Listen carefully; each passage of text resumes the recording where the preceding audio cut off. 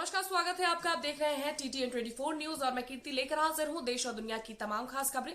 सहारनपुर से पहली खबर सामने आ रही है। जालसाज कबाड़ियों को किया गिरफ्तार। सहारनपुर पुलिस ने 2 चोरी की मोटरसाइकिल भी इन जालसाजों से बरामद की गई है।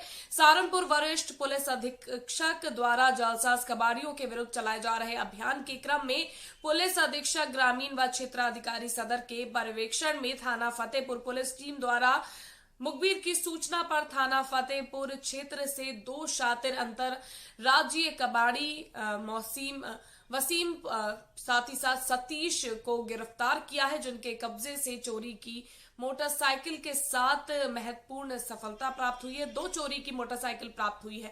अभियुक्त गण शातिर किस्म के अपराधी हैं। अपराधी कबाड़ बेचने व खरीदने का काम करते हैं, जो अलग अलग व्यक्तियों के नाम से फर्जी फर्म बनाकर अन्य राज्यों यूपी, उत्तराखंड, पंजाब, दिल्ली, NCR कबाड़ियों के संपर्क में ही भी रहते हैं तथा उनके माल को अपनी फर्म के नाम पर फर्जी बिल बनाकर बिकवाते थे और कंपनी में आए पैसे उन्हें नगद देते थे, जिससे वो भारी लाभ कमाते थे। गिरफ्तार किए गए अभियुक्त गण को आवश्यक विधिक कार्रवाई कर न्यायालय के समक्ष पेश किया जा रहा है।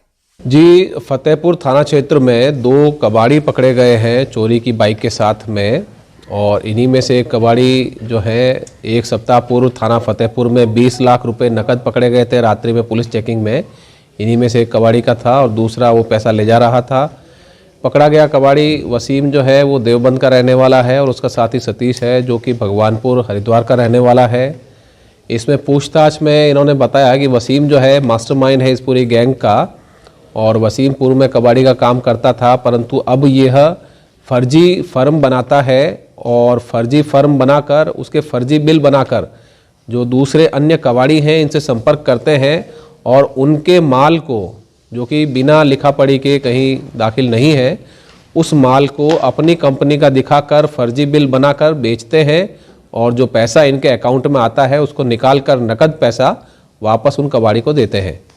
जब इनसे पूछताछ की गई तो इन्होंने यह बताया कि इनका दिल्ली, गाजियाबाद और पश्चिमी उत्तर प्रदेश के साथ साथ उत्तराखंड और पंजाब की भी कई कंपनियां हैं जिनके साथ कबाड़ियों के साथ में इनका कैश का आदान प्रदान होता है और वो लोग इनसे संपर्क करते हैं अपना माल 1 नंबर में बिकवाने के लिए। इनकी कंपनी के फर्जी बिल कटवाते हैं और जो कैश आता है उसको ये अपने कंपनी के खाते से निकाल के उन्हें देते हैं। इस प्रकार से यह 2 अपराध करते हैं। एक तो जो अपराध कारित कोई कबाड़ी का काम हो, अपराध कारित कोई कबाड़ हो, जैसे कोई वाहन चोरी हुई हो या कोई चोरी का सामान, लूट का सामान, उसको ये फर्जी कंपनी के बिल पर 1 नंबर का बनाकर बेचते हैं।